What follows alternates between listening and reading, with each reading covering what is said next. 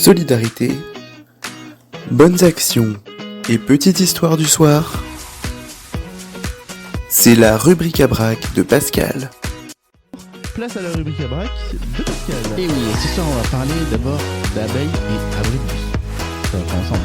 Non, bah pour l'instant tout va bien. Alors hier, vous vous rappelez que on vous a parlé des loups arrivaient dans le Finistère. Alors on va rester dans le Finistère, mais ce coup-là on va parler de filtres à mégots pour empêcher les mégots de finir en mer. Et la petite histoire du jour, c'est les 3 vérités du serein. On est parti ? On est parti, c'est parti. Alors, à Lancaster, c'est ça hein? Ouais, c'est ça. Je sais pas, c'est... Alors non, ça c'est Leicester. Leicester, ah ouais. Tu vois, Marc, je suis aussi bon que toi en anglais. Non, je suis pire que toi. Il y a un challenge là, on peut vous challenger, je pense. À Leicester, 479 abribus ont été végétalisés pour protéger les abeilles.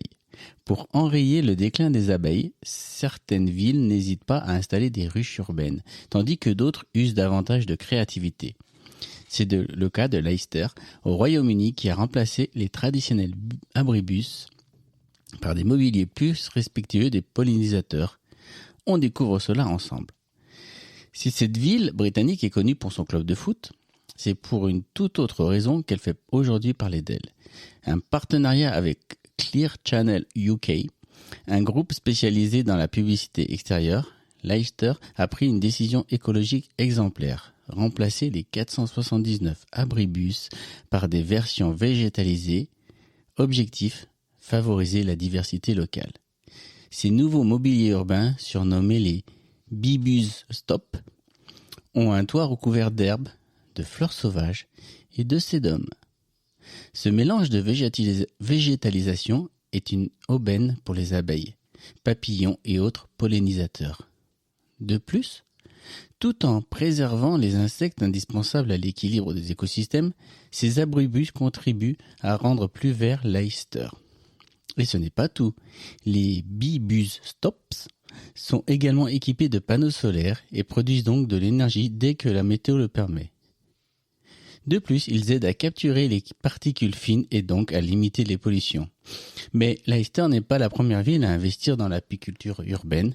En juillet 2019, Utrecht, aux Pays-Bas, a elle aussi transformé 316 arrêts de bus en de véritables sanctuaires d'abeilles. Eh bien, j'ai envie de dire, à quand des arrêts de bus en France identiques ? Et c'est vrai qu'on en parle avec ces fortes chaleurs. Les végétalisations continuent de plus en plus à se développer dans nos villes et c'est important puisque ça permet de faire baisser bien justement la température ambiante dans nos villes qui sont bien trop bétonnées. Donc c'est une très belle initiative. Alors maintenant, nous allons aller dans le Finistère. Dans le Finistère, des filtres à mégots ont été installés pour les empêcher de finir en mer. Mais pas n'importe qui. Les idées les plus simples sont parfois les plus efficaces. Ces élèves collégiens l'ont bien compris. Pour lutter contre la pollution liée aux mégots de cigarettes, les élèves du collège de Sainte-Ursule à Saint-Paul-de-Léon, dans le Finistère, ont demandé l'installation de filtres à l'entrée des bouches d'égout. Objectif, prévenir la pollution marine, quantifier les mégots jetés et sensibiliser les citadins. Soutenu par la mairie de Saint-Paul-de-Léon, Stéphane Cloarec, donc le maire, et le conseil municipal délégué à l'environnement, Vincent Guivarch, les élèves de 4e du collège de Sainte-Ursule avaient à cœur de lutter contre la pollution des mégots de cigarettes. Pour ce faire, ils ont demandé 2 filtres à mégots au chaudronnier de la ville, Anthony Nguyen, qui s'est chargé de leur fabrication. Mardi 11 mai dernier, les agents communaux ont finalement installé les filtres en face du lycée Notre-Dame du Crèche-Caire et devant l'entrée du collège Sainte-Ursule. La mer commence sur les trottoirs de la ville, disent les élèves du collège de Sainte-Ursule, cités par Ouest France. En quantifiant et en étudiant les mégots récupérés, les collégiens espèrent sensibiliser à la pollution marine. Pour rappel, lorsqu'un mégot de cigarette est jeté par terre, il atterrit souvent dans une bouche d'égout avant de finir sa course dans l'océan. Une fois en mer, il peut polluer. Un mégot peut polluer jusqu'à 500 litres d'eau. En France, 30 milliards de mégots sont jetés au sol chaque année. Prochaine étape pour les collégiens, imaginez une signalétique préventive pour que les filtres ne soient pas trop vite saturés. Une très très belle initiative de la part de jeunes Et ça me fait penser à ce que nous avait dit Emmanuel Sebolt hier, justement, sur la place des jeunes dans l'église. Elle pensait justement que c'était sur l'écologie et ce sujet-là que les jeunes s'engagent et qu'on peut aussi s'engager au sein de nos églises et avoir des initiatives comme celle-ci ou d'autres. Et c'est des choses à s'en saisir. Et qu'il fallait oser. Et là, Exactement. ces jeunes collégiens ont osé aller voir le maire, aller voir la municipalité. Et voilà un beau projet. Et on passe maintenant à la petite histoire du soir. Bonsoir. Ah, on change. Eh oui, c'était La petite histoire du soir. Les 3 vérités du serein. Un conte indien qui nous invite à réfléchir sur la cupidité et la jalousie. Un chasseur prit au piège un petit oiseau couleur jaune, un serein. Il allait le tuer pour le faire cuire, car il était tiraillé par les cris de son corps en dépit de la maigre prise. Il avait tellement faim. Lorsque le petit oiseau s'adressa à lui. « Regarde-moi. Vois, je suis minuscule et maigre. Tu ne feras de moi qu'une bouchée. Laisse-moi la vie sauve et je te révélerai 3 vérités qui te seront utiles dès demain et tout au long de ton existence. » Oui, à cette époque, en ces temps reculés, les hommes et les animaux terrestres avaient l'habitude de se comprendre et de parler ensemble lorsque la nécessité se faisait force de loi. « Comment te croirais-je ? Répliqua le chasseur. Ce n'est qu'une ruse, un mensonge éhonté de ta part pour avoir la vie sauve. Non, non, non, jura l'oiseau. Je t'assure, je te dirai la première vérité lorsque je serai encore dans ta main. La deuxième, une fois perché sur ton épaule, et tu pourras toujours m'attraper facilement. La troisième, dès que je serai là-haut, sur la branche, dans l'arbre, toujours à ta portée. Le chasseur jugea le marché équitable. C'est d'accord, fais-moi entendre la première vérité.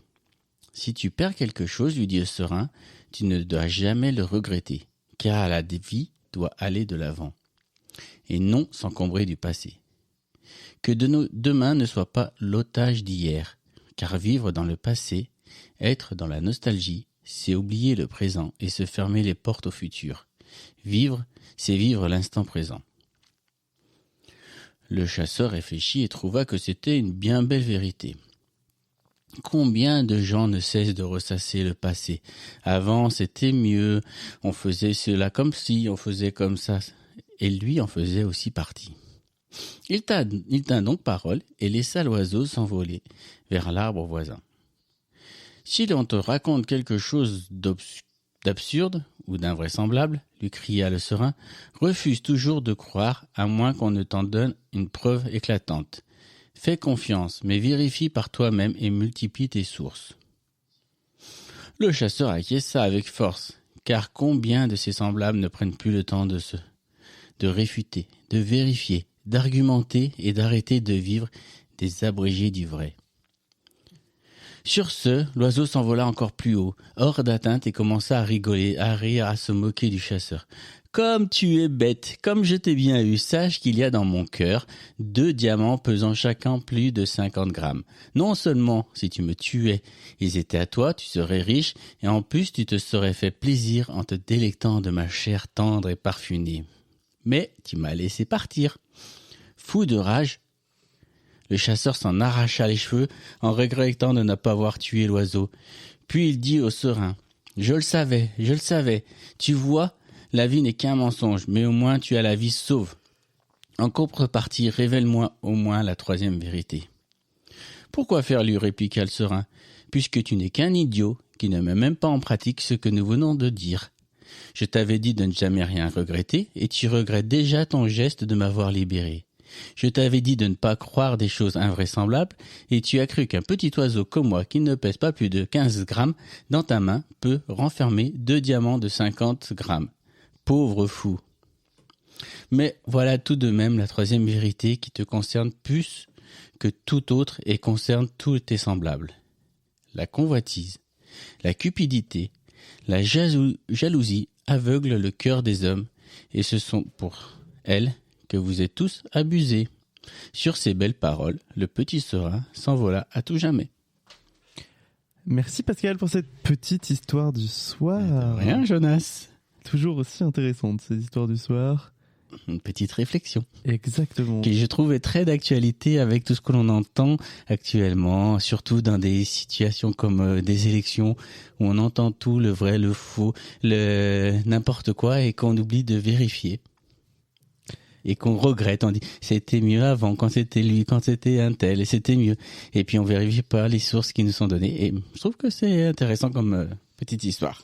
Exactement, c'est très intéressant et je te remercie vraiment pour ces petites histoires du soir. Bah, avec plaisir. Et